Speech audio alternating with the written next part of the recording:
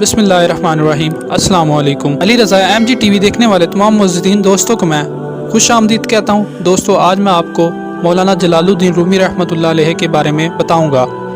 مولانا جلال الدین رومی رحمۃ اللہ علیہ کا نام محمد اور لقب جلال الدین تھا۔ آپ نے مولانا روم کے نام سے شہرت پائی۔ آپ کے والد بزرگوار کا نام بھی محمد اور لقب بہاؤالدین تھا۔ حضرت محمد بہاؤالدین رحمۃ اللہ علیہ نابغہ روزگار عالم دین تھے۔ حضرت محمد بہاؤالدین کے حلقہ ارادت میں امام فخر الدین رازی اور محمد خوارزم شاہ بھی شامل تھے۔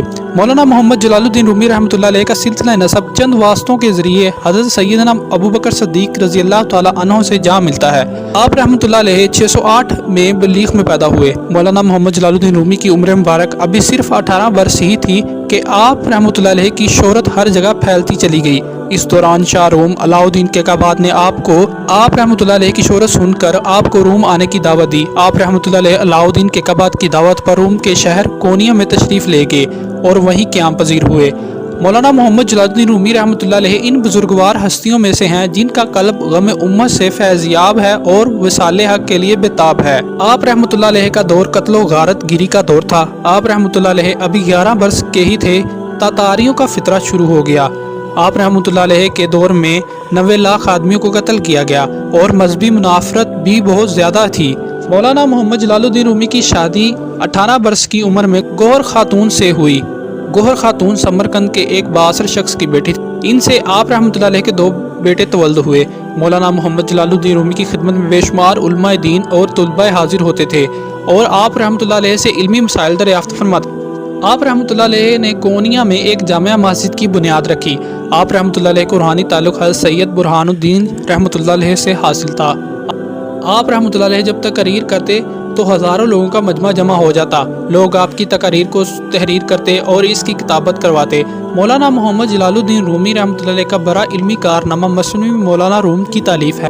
آپ رحمۃ اللہ علیہ نے اپنی مثنوی کے اشعار مختلف اوقات میں کہے، جنہیں آپ رحمۃ اللہ علیہ کے شاگرد لکھتے رہتے اور جنہیں بعد ازاں یکجا کر کے مثنوی مولانا روم کے نام سے ترتیب دیا گیا۔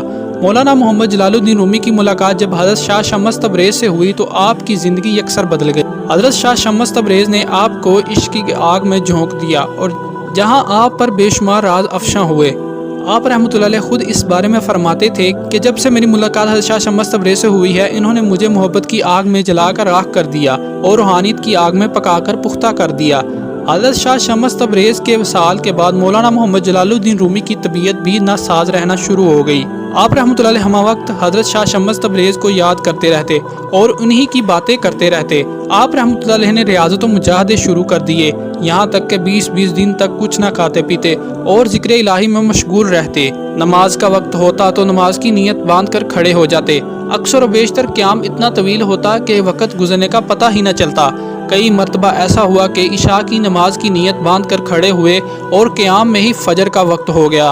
روایات میں آتا ہے کہ ایک مرتبہ سردیوں کے موسم میں حضرت شاہ شمس تبریز کا ذکر کرتے ہوئے اس قدر روئے کہ چہرے پر آنسو برف کی مانند جم گئے۔ 72 ہجری میں شہر کونیا میں شدید زلزلہ آیا۔ لوگوں نے آپ سے دعا کے لیے کہا تو آپ نے فرمایا کہ زمین اس وقت بھوکی ہے اور تر لقمہ ہی اس کی بھوک مٹا سکتا ہے۔ زمین کو ان قریب تر لقمہ ملنے والا ہے کہ اس قول کے کچھ دنوں بعد ہی آپ کی طبیعت شدید خراب ہو گئی۔